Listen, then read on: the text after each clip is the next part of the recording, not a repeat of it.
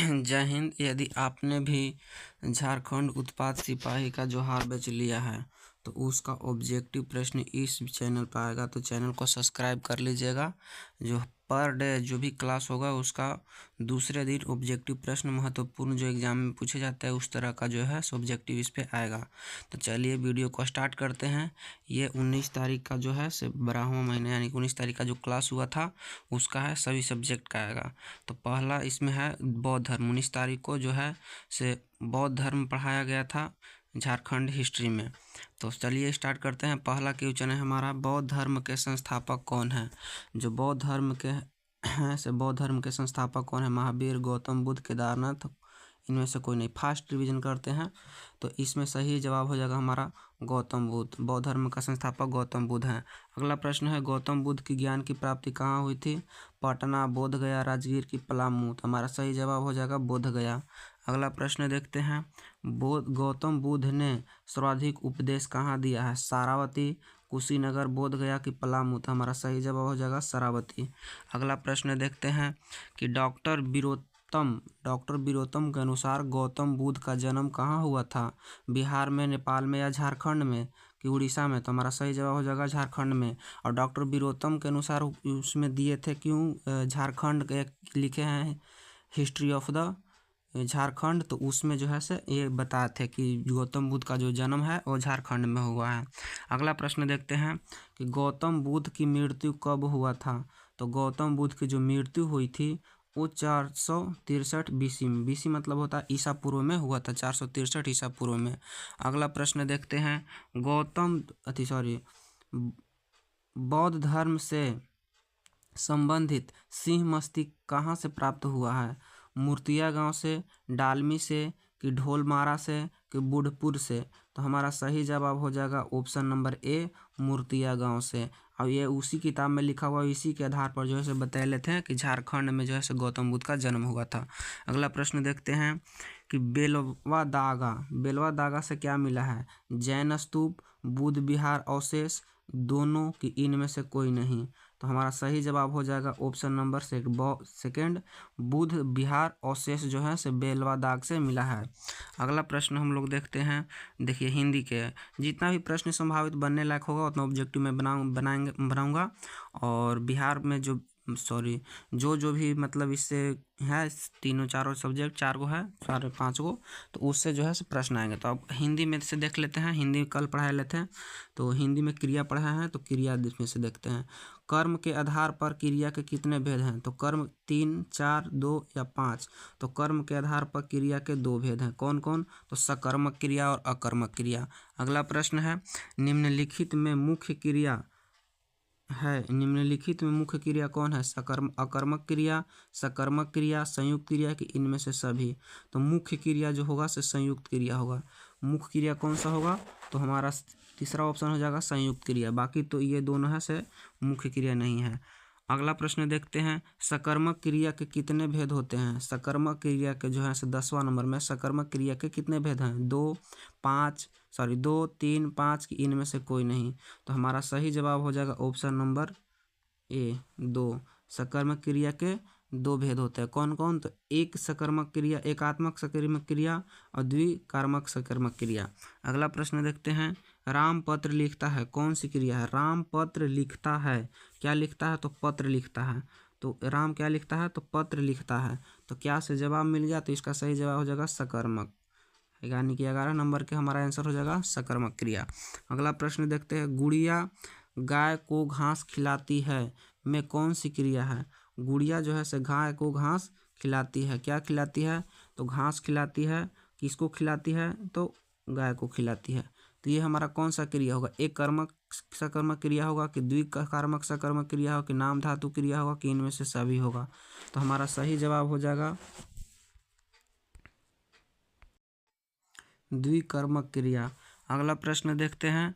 अगला प्रश्न है हमारा हिस्ट्री से, आगे इतिहास से है कि जैन धर्म शब्द जो है संस्कृत के किस शब्द से लिया गया है? यानी कि जैन शब्द जो है संस्कृत के किस शब्द से लिया गया? जीवन से, जीन से, जूल से कि इनमें से कोई नहीं? तो हमारा सही जवाब हो जाएगा 13 नंबर के ऑप्शन नंबर बी जीन से। जीन शब्द से जो है जैन शब्द को लिया गया है। अगला प्रश्न देखते हैं कि जीन शब्द का शाब्दिक अर्थ क्या है। जीन शब्द का जो है शाब्दिक अर्थ क्या होता है, हार, विजेता, संघर्ष या दुख। तो हमारा सही जवाब हो जाएगा विजेता। जीन शब्द का जो है शाब्दिक अर्थ विजेता होता है। अगला प्रश्न है निग्रंथ किसे कहा गया है।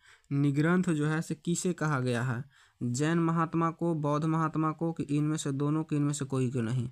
तो जैन जो निग्रंथ किसे कहा गया, तो निग्रंथ किसे कहा गया है, तो निग्रंथ जैन महात्मा को कहा गया है। किसे, तो जैन महात्मा को निग्रंथ कहा गया है।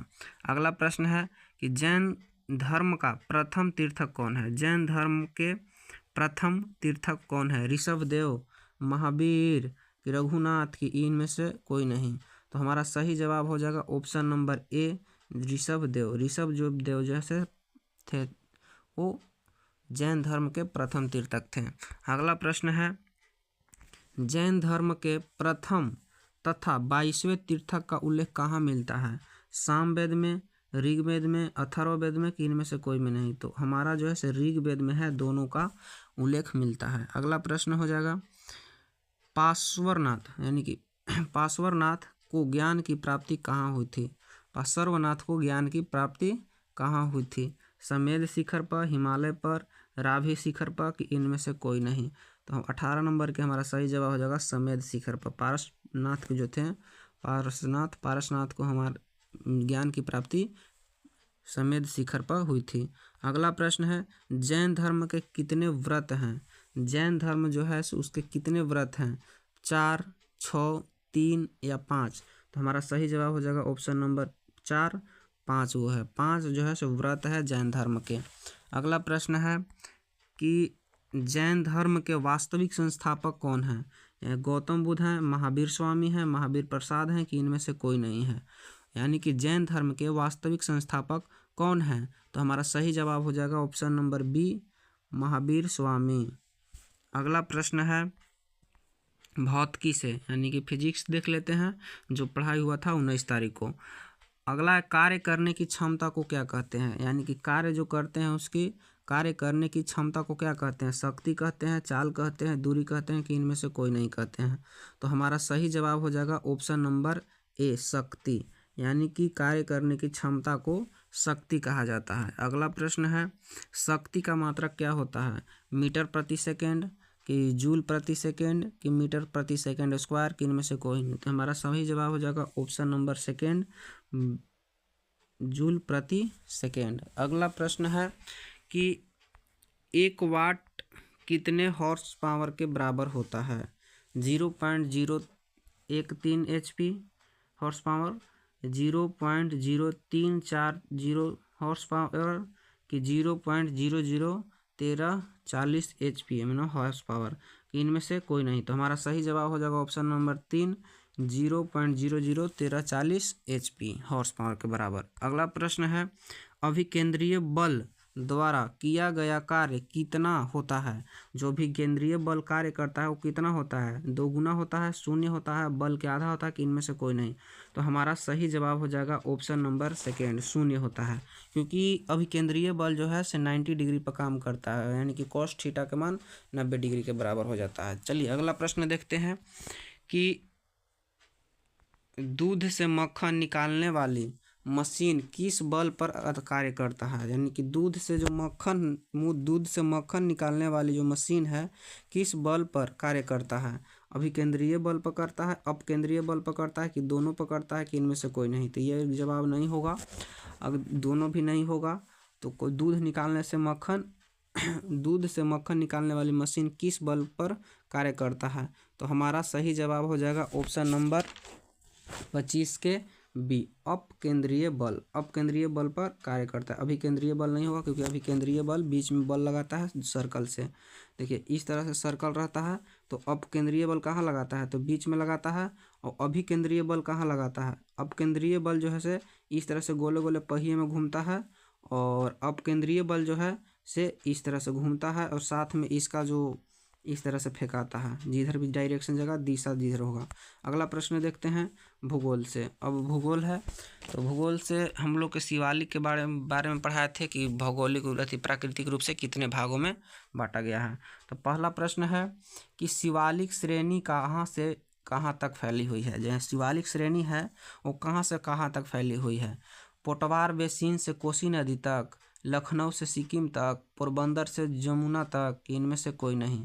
तो हमारा सही जवाब हो जाएगा पोटवार बेसिन से कोसी नदी तक। जो पंजाब है, पोटवार बेसिन है पंजाब में और कोसी नदी बिहार में है। अगला प्रश्न है 27 नंबर कि हिमालय पर्वत को नदियों के आधार पर कितने भागों में बांटा गया। हिमालय पर्वत जो है से नदियों को कितने भागों में बांटा गया है नदियों के आधार पर, 3, 4 कि 6 कि 2। तो हमारा सही जवाब हो जाएगा ऑप्शन नंबर 4, क्योंकि 4 नहीं, ऑप्शन नंबर 2 होगा, क्योंकि 4 जो है से भागों में बांटा गया। अगला प्रश्न देखते हैं गुलमर्ग क्या है। गुलमर्ग जो है से क्या है, पर्वत है, नदी है, चारागाह है, कि इनमें से कोई नहीं है। तो ऑप्शन हो जाएगा नंबर 3 चारागाह। गुलमर्ग जो है से चारागाह है, कश्मीर में चारागाह के नाम से भी इसको बोलते हैं। अगला है सिंधु नदी कहाँ से निकलती है। सिंधु नदी जो है से कहाँ से निकलती है, मानसरोवर झील से निकलती है, गंगोत्री से निकलती है, यमुनोत्री से निकलती है, कि इनमें से कोई नहीं। तो हमारा सही जवाब हो जाएगा मानसरोवर झील से, यानी कि सिंधु नदी मानसरोवर झील से निकलती है। कहाँ, तो तिब्बत से। अगला प्रश्न है तीस्ता नदी कहाँ से निकलती है। तो तीस्ता नदी बिहार से निकलती है, कि सिक्किम से निकलती है, कि त्रिपुरा से निकलती है, कि उत्तर प्रदेश से निकलती है। तो यह सिक्किम से निकलती है, सिक्किम से निकलती है, क्योंकि जब बताए थे नदियों के विभाजन से कि कहाँ से कौन सी नदियों से विभाजन के रूप प्राकृतिक विभाजन जो बताए थे हिमालय के, उसमें से बताए थे कि सिक्किम से यह निकलता है। और इसके बाद जो है सो पूर्व में ब्रह्मपुत्र नदी भी है। अगला प्रश्न देखते हैं। चलिए इस क्लास को यहीं तक क्वेश्चन है, 30 को लिए थे। अगर अच्छा लगा हो तो चैनल को सब्सक्राइब कर लीजिएगा और बेल आइकन को भी दबा दीजिएगा। और बाकी जितना भी क्लास होता है उसके दूसरे दिन सुबह 10 बजे जो है से सारे 5 मिनट या 7 मिनट या 10 मिनट लगे, उसका जो मोस्ट इम्पोर्टेंट क्वेश्चन होता है उसको जो है से इसी चैनल पर डे ऑब्जेक्टिव के रूप में रिवीजन के बारे में लाएंगे। तो चैनल को सब्सक्राइब कर लीजिएगा। Thank you.